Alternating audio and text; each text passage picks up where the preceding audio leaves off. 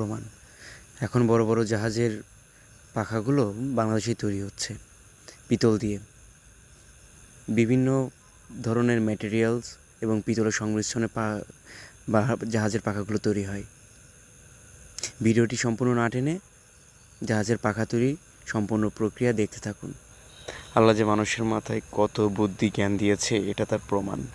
আমাদের বাংলাদেশের চট্টগ্রামেই এই ধরনের অনেক পাখা তৈরি করা হয়।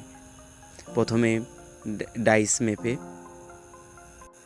মাটিতে শেপ দেওয়া হয়। দেখতে পাচ্ছেন কিছু লোক মিলে শেপ দিচ্ছে এবং ডাইস অনুযায়ী শেপ তৈরি করার পরে সেগুলো তুলে ফেলা হয়। এর জন্য অনেক লোক লাগে, কারণ যে যন্ত্রপাতিগুলো দিয়ে শেপগুলো তৈরি করা হয় সে শেপগুলো অনেক ভারী হয়ে থাকে। আপনারা যে পাখাটিতে শেপ দিতে দেখছেন সেটা মূলত একটা ডাইসের পাখা। এটা ডাইস তৈরির জন্যই তৈরি করা হয়। পরবর্তী জায়গাতে অনেক হিট দেওয়ার পরে সে জায়গাটা সিমেন্টের প্রলেপ দেওয়া হয়।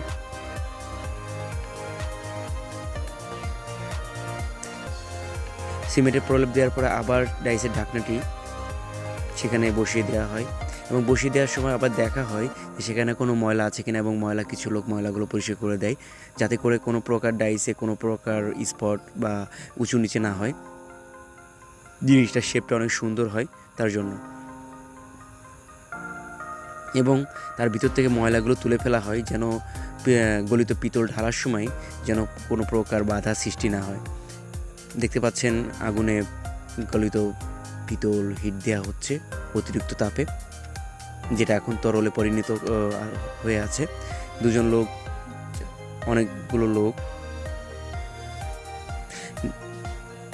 গলিত পিতলকে কাঁধে নিয়ে তুলে আনলো আগুনের ভিতর থেকে, এবং কিছু সংখ্যক লোক প্রসেস করতেছে গলিত পিতলটাকে ডাইসের কাছে নেওয়ার জন্য।